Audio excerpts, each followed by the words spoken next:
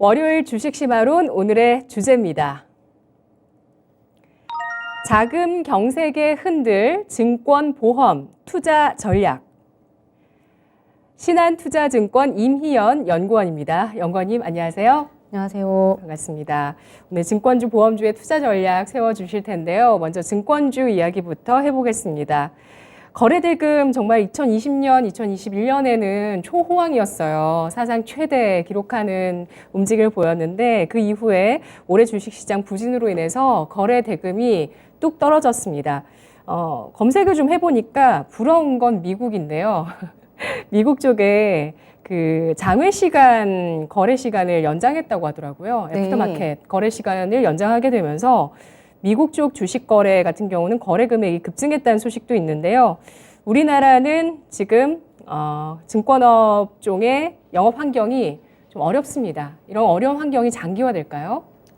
네, 내년까지는 사실 지금 쉽지 않다고 보고 있고요. 네. 지금 국내에서는 위험자산 회피 현상이 굉장히 뚜렷하게 나타나고 있습니다. 이거는 뭐 글로벌 주식시장 변동성이 확대가 되고 있고 지정학적 리스크가 불거짐으로써 결국에는 이제 아무래도 이제 굳이 이러한 뭐 위험 자산에 좀 투자를 해야 되겠느냐라는 이런 투자자들의 좀 투자 심리가 좀 위축이 된 그런 상황이라고 보고 있습니다. 거기에 맞물려서 지금 코로나 이후로 물가가 갑자기 오르기 시작을 했고 금리가 상승하기 시작하면서 사실상 굉장히 지금 부담스러운 그런 이제 투자 환경이 조성이 되고 있고 그러면서 지금 거래대금도 작년 대비해서 굉장히 많이 감소한 상황입니다. 또한 이제 주식시장의 변동성이 계속 이제 확대가 되고 있으면서 사실상 뭐 증권사들이 그동안 이제 영업해왔었던 브로커리지 부문에서는 당연히 전년 동기 대비해서 계속 이제 감익이 나오고 있고 이제 WM이라던가 IB 부문에서도 좀 이제 부진한 실적을 기록을 하고 있는 상황입니다. 트레이딩 같은 경우에는 금리가 상승을 하고 주식시장이 하락을 하면서 현재 보유하고 있는 투자 자산 쪽에서는 평가 손실이 또 이제 반영이 되고 있는 국면이기도 하고요. 여기에서 지금 최근에 또 국내에서 가장 문제가 되었었던 부분은 아무래도 그 부동산 업황 자체가 부진했었던 가운데 레고랜드 관련해서 프로젝트 파이낸싱 관련된 우려들이 계속 심화가 되고 있는 부분일 것 같습니다. 네, 그렇군요. 그래서 우리나라 일평균 거래대금 추이 자료를 보시면 최근에 뚜렷한 하락세가 나오고 있고요. 증시 주변 자금 같은 경우는 그래도 거래대금보다는 좀 양호한 레벨이지 않나 싶은데 어떻게 보세요, 연구원님? 뭐 사실 이게 사상 최고치를 찍고서 이제 하락을 하고 있는 모습을 보이고 있는 것 자체는 결국에 이게 같은 방향성으로 좀 가고 있는 거라고 보시면 되실 것 같아요. 저희가 일반적으로 일평균 거래대금하고 증시 자금, 주변 자금을 같이 이제 말씀을 드리는 게 아무래도 거래량이 늘어나면 그만큼 고객 예탁금이 같이 이제 증가를 하고요. 그리고 그만큼 이제 신용으로 이제 투자를 하는 경우도 많이 나타나기 때문에 같이 좀 동행을 하는 그런 모습을 보인다고 생각하시면 좋을 것 같습니다. 네, 이런 증권업 자체가 위축된 환경 속에 지금 처해 있는 상황인데 이 가운데서 더욱더 상황을 악화시킨 게 레고랜드발 사태라고 말씀해 주셨어요. 레고랜드발 자금 경색 현상이 시장에 나타나고 있습니다. 뭐 레고랜드 때문에 자금 경색이 일어났다라는 시각도 있지만 어차피 일어날 그런 좀 현상이 레고랜드가 트리거가 된 것일 뿐이다. 이렇게 얘기하시는 분도 계세요. 전자라고 보세요? 후자라고 보세요? 너무 어려운 질문인가요? 사실 이게 뜬금없는 질문인가요? 네. 뭐 닭이 먼저냐 알이 먼저냐 이런 질문인 것 같기는 한데요. 사실 거기에 대해서는 제가 뭐 명쾌하게 뭐 원래 됐어야 하는 거다라고 말씀드리기에는 조금 무리는 있는 것 같아요. 사실 지금 이 이슈에서 가장 문제가 되고 있는 부분은 뭐 물론 이제 부동산 시장이 안 좋았었기 때문에 말씀하신 것처럼 이 레고랜드 사태가 없었어도 언젠가는 벌어졌어야 할 일이었을 수도 있습니다만 그리고 금리도 올라가니까 금리가 올라가는 추세 자체가 채권 가격이 하락 추세를 보여준다는 거 아닌가요? 그러면은 좀 약간 채권 투자 같은 경우도 좀 지원하는 사실 이게 그런 사례가 생기는 거 아닌가? 사실 여기에 그쵸. 사실 이제 뭐 네. 결과론적으로 보면 그게 맞는데, 근데 이제 그렇다고 해서 이거를 딱 그 한 가지 사태로 이제 단정지어서 말씀드리기에는 분명히 무리는 있다고 생각을 합니다. 다만 이제 좀 이거를 이제 본질적으로 저희가 뭐가 문제인지를 접근을 해야 되는데 네. 가장 큰 문제는 어쨌든 이게 원래 지자체에서 보증하기로 했었던 채권인데 거기에 대해서 지금 지급 불능이 된 거잖아요. 그렇기 때문에 어떻게 보면 이제 뭐 투자자들 입장에서는 사실 이제 지자체 보증이 가장 큰 이제 신용을 보증을 하는 건데 근데 이제 이 지자체도 더 이상 이거를 뭐 이행하지 않겠다라고 했었을 때에는 일개 증권사가 어떠한 이제 뭐 신용 보강이라던가 유동성 보강을 한 게 무슨 의미가 있느냐 여기에 대해서 어떠한 그 유동성 공급과 채무 보증 이런 것들이 더 이상 이제 신뢰도가 하락할 수밖에 없는 그런 환경이 조성이 되었다고 생각을 합니다.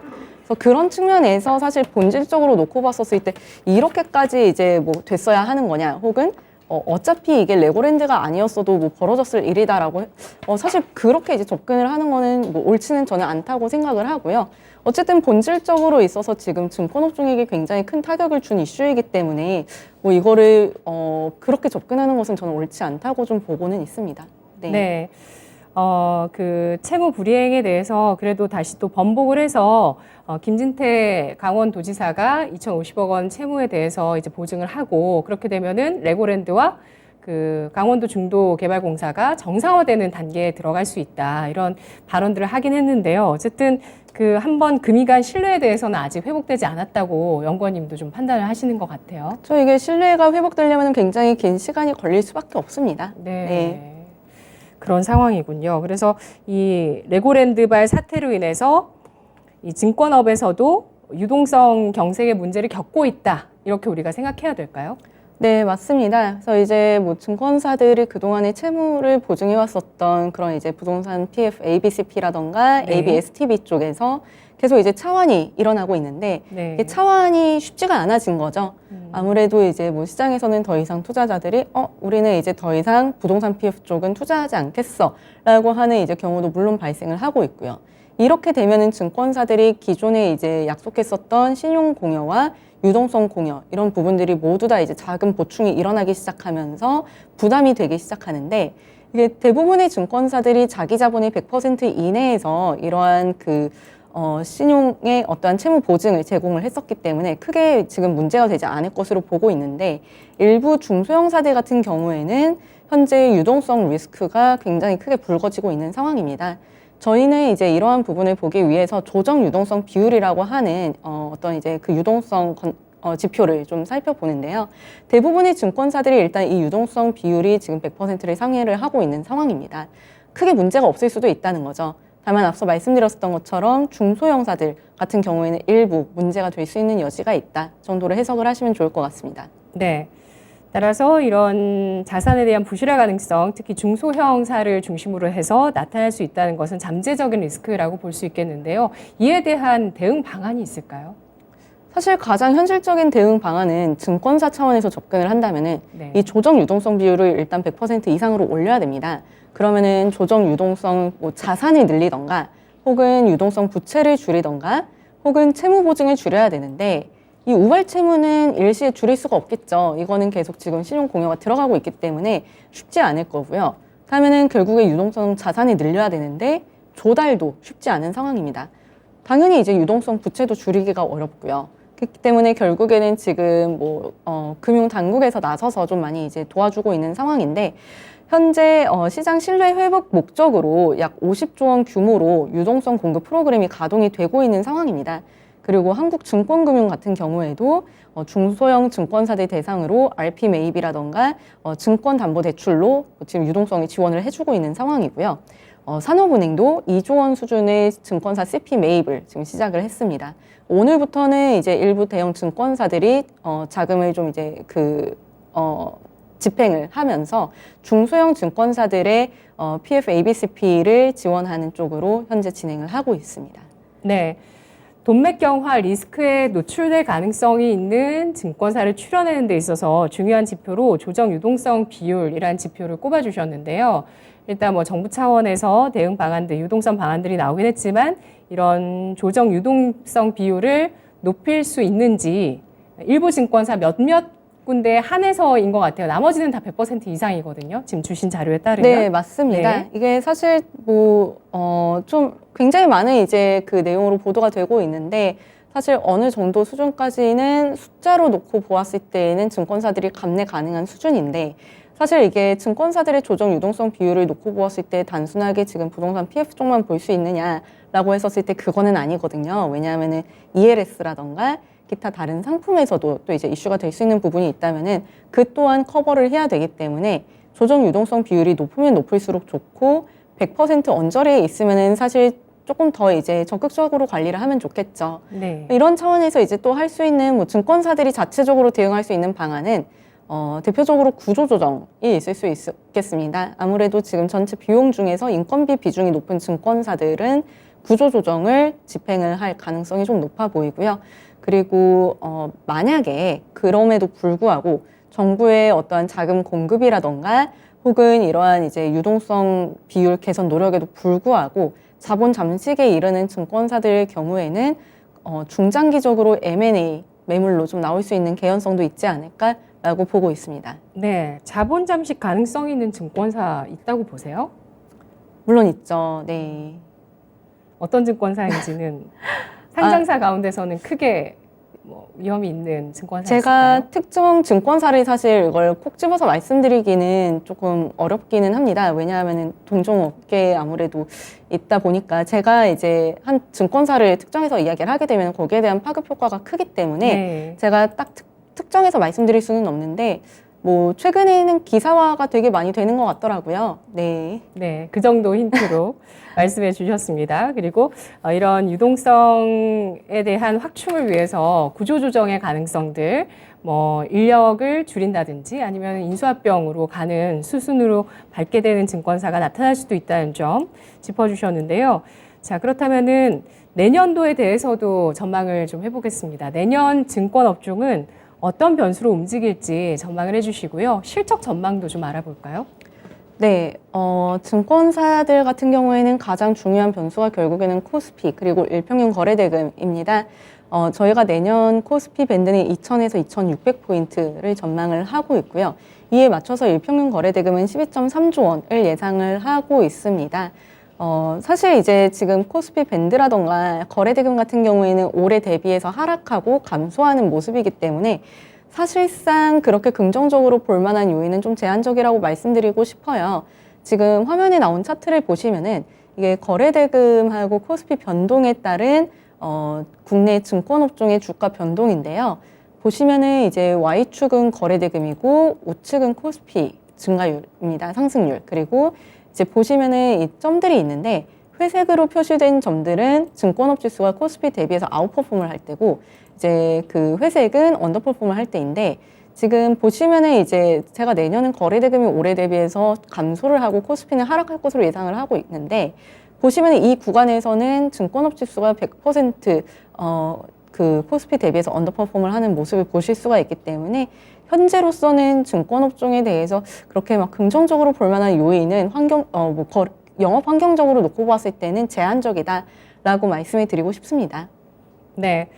내년도 코스피 밴드 전망을 봤을 때는 올해 저점을 깰 가능성에 대해서도 예상을 해주시는 거 보니까 아직은 증권주의 바닥이 완전히 잡혔다고 판단하기엔 이른 시점이라고 보시는 것 같아요.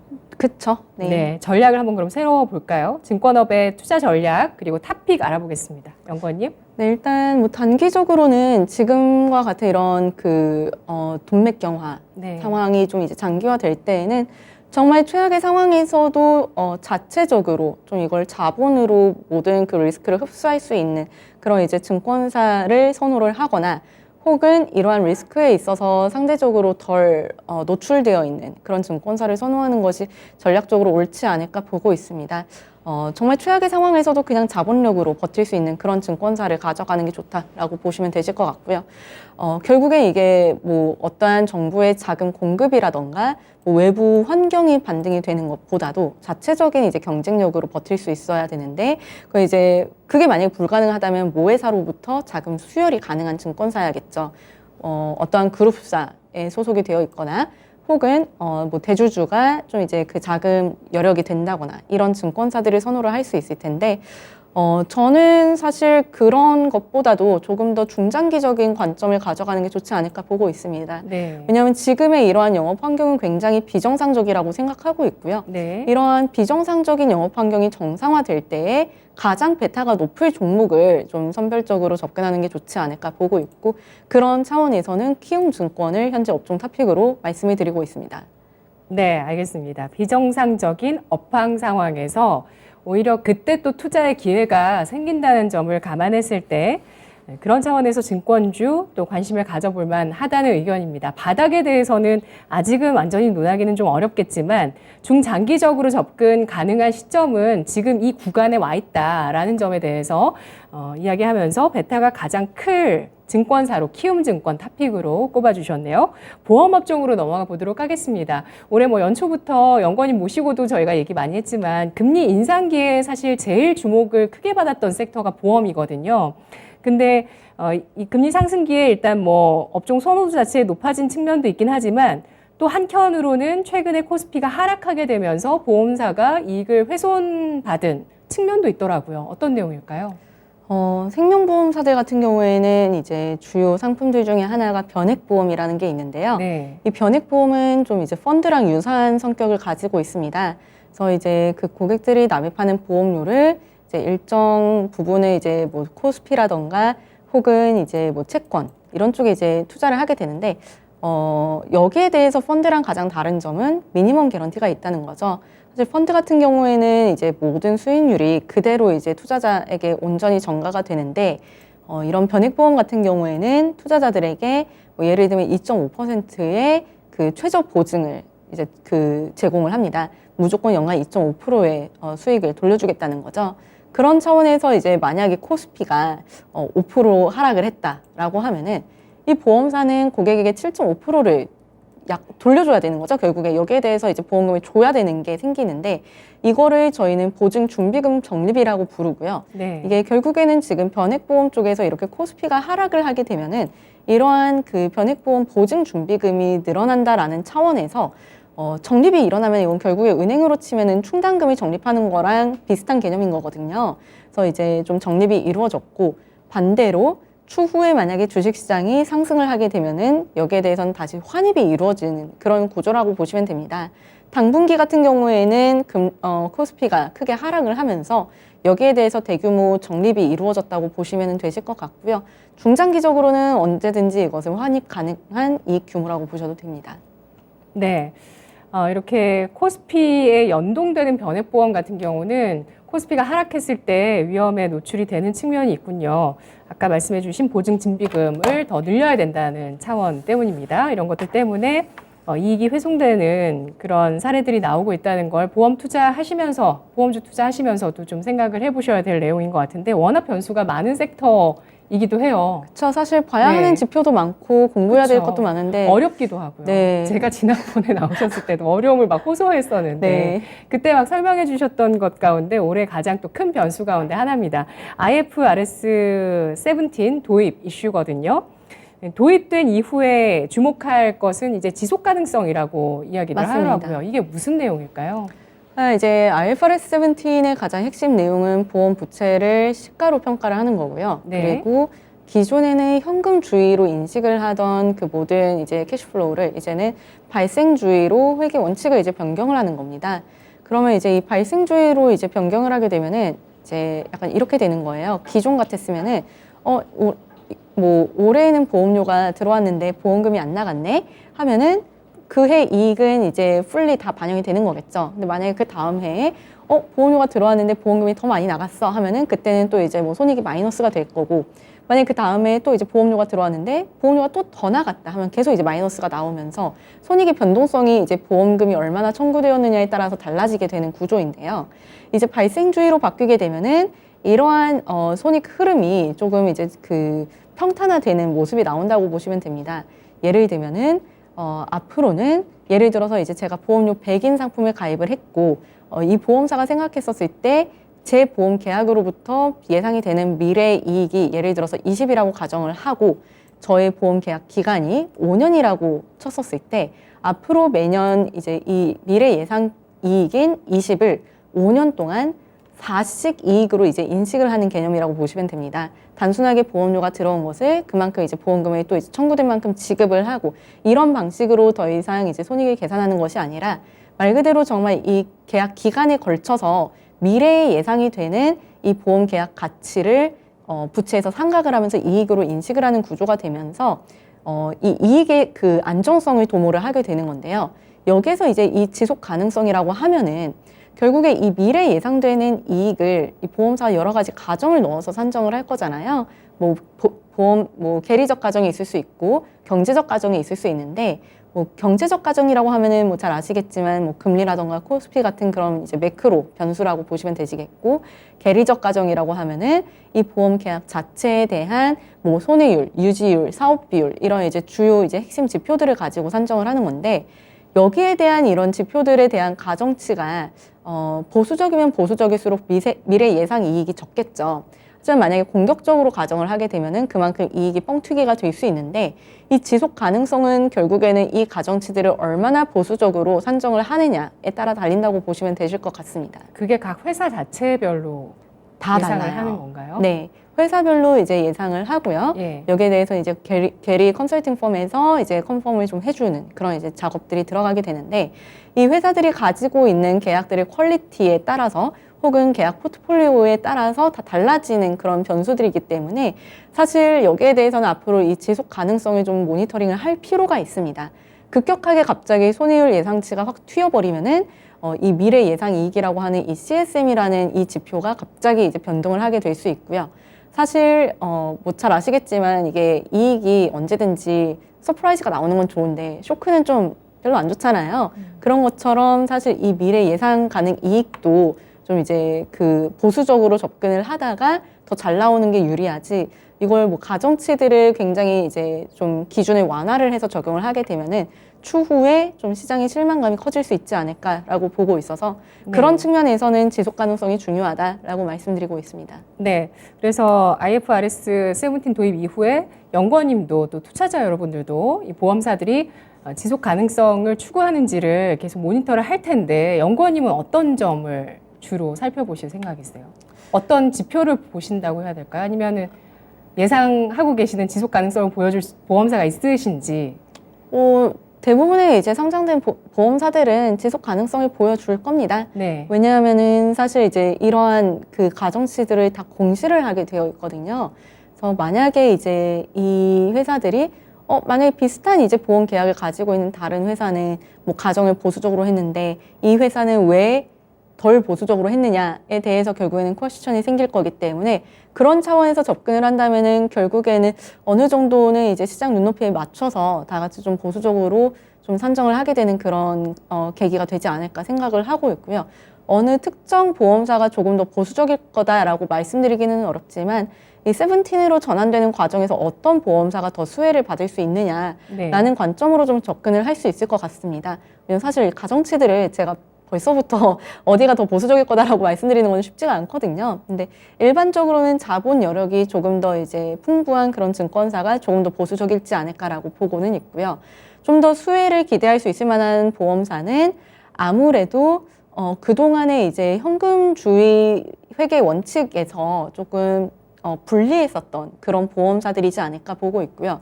그런 보험사들은 계약 갱신 기간이 길기 때문에 보험료 인상이 이루어졌어도 실제로 그 갱신 기간이 도래하지 않았기 때문에 매출의 보험료 인상분이 충분히 인식되지 않은 그런 보험사일 거라고 보고 있습니다. 그런 측면에서는 현대해상 그리고 하나손해보험이 상대적으로 다른 회사들 대비해서는 증액폭이 좀 커질 수 있는 여력이 있다고 보고 있습니다. 네. 알겠습니다. 이 보험사가 금리가 올라가게 되면서 사실 실적은 사상 최대 행진을 이어나갔다고 해요. 그런데 실적 시즌에 부각을 받는 섹터는 아니었거든요. 근데 그럴 만한 게 금리가 올라가게 되면서 보유하고 있는 또 채권 평가 손실이 좀 커진 측면이 있다고 합니다. 이런 것들 때문에 사실 실적만 보고 배당 많이 주겠거니 생각하고 접근하면 지금은 또 오산이라고 이야기들을 하더라고요. 올 맞습니다. 연말에 보험사 배당 한파가 닥칠 수 있다는 전망이 있던데요. 전문가님 의견들을 좀 들어봐야 될 텐데 연구원님 어떻게 보시나요? 네. 올해 배당에 대해서는 조금 보수적으로 보셔야 되시고요. 네. 근본적으로 지금과 같은 그런 이제 배당에 대한 보수적인 의견을 계속 드리게 되는 이유는 현행 회계기준상에서는 보험회사들이 가지고 있는 자산 쪽에서는 시가로 평가가 되기 때문에 채권평가 손실이 지금 지속적으로 발생이 하고 있는데 부채는 원가로 평가하고 있기 때문에 채권평가 손실이 자본단에서 조정이 되고 있다는 부분이에요. 그러다 보니까 사실 지금 증권사들이 보험사들이 올해 연말에 이제 그 지급할 수 있는 배당 여력이 계속 줄어들고 있는 것은 사실입니다. 그리고 이제 이런 부분도 좀 같이 보셔야 돼요. 뭐 IFRS 17 적용되면은 어차피 자본 관련해서 이슈는 없다는데 그럼에도 불구하고 올해 배당을 못 줘? 그러면은 17 도입될 때 자본이 충분하다는 거는 과장된 건가? 라고 보실 수도 있는데 이거는 조금 다르게 접근해야 되는 건 뭐냐면요. 올해 연말 배당은 올해 현행 회계 기준을 가지고 지급을 하는 거기 때문에 사실 지금 이렇게 비정상적인 회계 기준이더라도 연말 배당은 여기에 맞춰서 지급을 해야 된다는 겁니다. 실질적으로 내년에 이제 17이 적용이 되면서 자본 관련해서 우려가 전혀 없다라고 하면은 거기에 대한 배당은 내년부터 지급을 하게 되는 거고요. 약간 올해 배당에 대해서는 아직까지는 비정상적인 그런 이제 회계 기준이기 때문에 조금 이제 보수적으로 접근을 해야 되지 않을까라고 보고 있습니다. 네. IFRS 17 도입이 내년부터 본격화되는 거군요. 네, 내년부터 이제 적용이 됩니다. 1월 1일자로요. 1월 1일자로 2023년 1월 1일자로 적용이 되는군요. 그러면은 이 회계 기준이 적용되고 나서는 오히려 배당이 늘어날 가능성도 있을까요? 내년에는? DPS는 늘어날 가능성은 있다고 보고 있고요. 다만 이제 배당 성향이 늘어날 수 있겠느냐, 그건 또 다른 이야기예요. 왜냐하면 IFRS 17이 적용이 되면은 지금 현행 그 회계 기준하고 동일한 이제 시점에서 17으로 전환을 한다고 했었을 때 좀 증익이 나오고 있거든요. 17상 이익이 현재 기준보다 커요. 그런데 말씀드린 것처럼 사실 이제 캐시플로우로 놓고 봤었을 때에는 달라지는 게 없는데 회계 원칙 자체가 지금 발생주의로 바뀌면서 증익이 되는 거잖아요. 그렇다면 여기에 대해서 이제 보험사들이 이걸 전액 다 이제 배당 지원으로 쓰겠느냐, 이거는 또 다른 이슈가 되는 거고요. 현재 이제 제가 또 이 단어를 말씀드리면 굉장히 이제 좀 송구스럽기는 합니다만, 해약환급금 준비금이라는 이제 제도가 이번에 적용이 돼요. 네, 그러면서 사실상 이제 이 그 전환 이익의 차이 중에 일정 부분을 보험사들이 이제 자본으로 적립을 하게 되고 그 부분은 배당 재원으로 활용을 하지 않게 됩니다. 그렇기 때문에 사실 뭐 증액이 된다고 해서 배당 성향이 늘어날 수 있다라고 말씀드리기에는 제한적이지만 현재 대비해서 DPS가 늘어날 수 있는 공사는 존재한다. 이 정도로 요약해 드릴 수 있을 것 같습니다. 네. 네. 자, 보험사의 내년 또 자본 조달 문제도 이슈화가 될 수 있을 것 같은데요. 내년 그 콜옵션 물량이 4조 6천억 원 정도 대기하고 있다는 소식이 나오고 있습니다. 최근에 그 보험사 가운데 콜옵션을 행사하지 않은 보험사가 있었죠.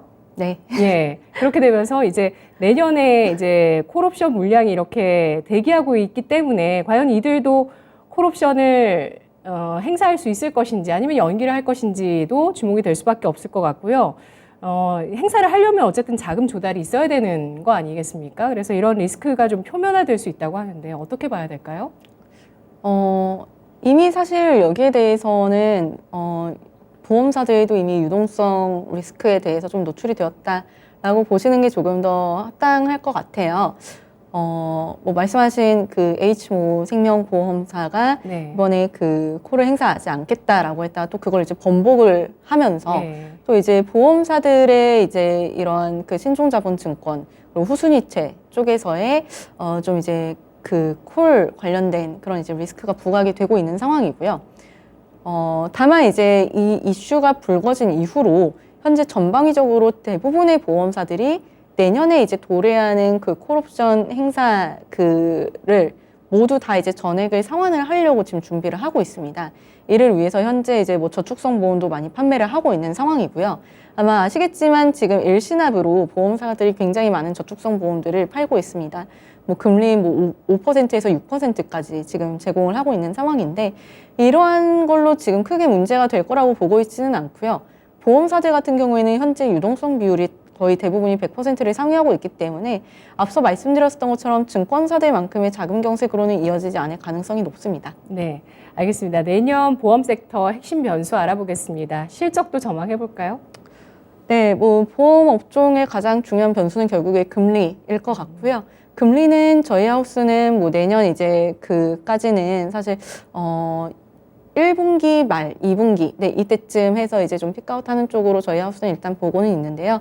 기본적으로 금리가 상승하게 될 경우에는 이제 그 보험 부채를 시가평가하는 할인율이 상승하게 되기 때문에 부채가 줄어들고 자본이 늘어나는 효과가 있고 이에 따라서 자본 적정성 관련된 우려가 완화될 수 있다라고 말씀을 드릴 수 있겠습니다. 저희 하우스는 내년 연말 이제 국고채 5년물 금리를 3.7% 수준으로 지금 보고 있고요.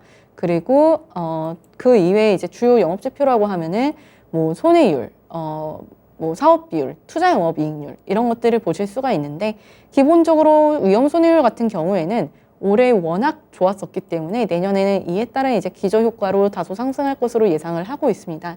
올해 일회성 이벤트로는 이제 오미크론이 유행을 하면서 상반기에 위험 손해율이 굉장히 좋았었고 그러면서 여기에 맞물려서 같이 이제 나왔었던 게 백내장 수술 관련 보험금 청구가 줄어드는 거죠. 더 이상 백내장 수술은 실손보험으로 커버를 하지 않는다라는 이제 대법원 판결이 나오면서 이러한 부분들이 결국에는 보험사들의 위험 손해율을 개선시키는 요인으로 작용을 했습니다.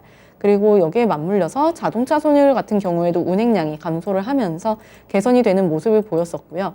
그리고 일반 손해율 같은 경우에는 올해 특히 조금 일회성 사고들이 많았었습니다. 뭐 공장 화재라던가 폭우, 침수 피해들 굉장히 많았었기 때문에 네. 일반 손해율은 내년에 다소 이제 개선될 수 있는 가능성이 존재하다고 보고 있고요. 사업 비율 같은 경우에는 발생주의로 전환하는 과정에서 현행 대비해서 일회성으로 이제 선취 수수료가 좀 이제 줄어들기 때문에 이런 부분에서 좀 긍정적일 거라고 보고 있습니다. 투자 영업 이익률 같은 경우에는 현재 금리가 상승하면서 채권 투자 쪽에서의 신규 투자 이원이 상승하고 있기 때문에 보유 이원이 개선되는 효과를 기대할 수 있을 것으로 보고 있습니다. 네.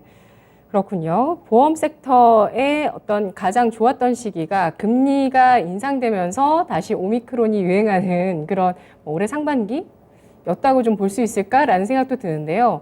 종합해서 한번 의견을 정리해 보도록 하겠습니다. 증권 같은 경우는 바닥이 지금 아직 안 잡혔더라도 언젠가는 이제 바닥을 잡고 올라갈 거를 이제 생각을 해본다면 보험 같은 경우는 그래도 좀 위쪽에 있다가 이제는 좀 내려가는 걸 생각해야 되는 건가라는 생각도 들어요. 투자 전략 어떻게 정리할지 탑픽 꼽아주시죠. 네, 사실 올해 워낙 보험주들이 좋았기 때문에 네. 정말 말씀하신 부분에 대해서는 저도 이제 충분히 공감을 하고 있고요. 다만 이제 보셔야 되는 거는 내년 이제 국내 주식 시장에서 좀 증익이 확실화되는 그런 업종이 있을까라고 했었을 때 네. 이제 확실시 될 만한 업종이 거의 없는 것 같아요.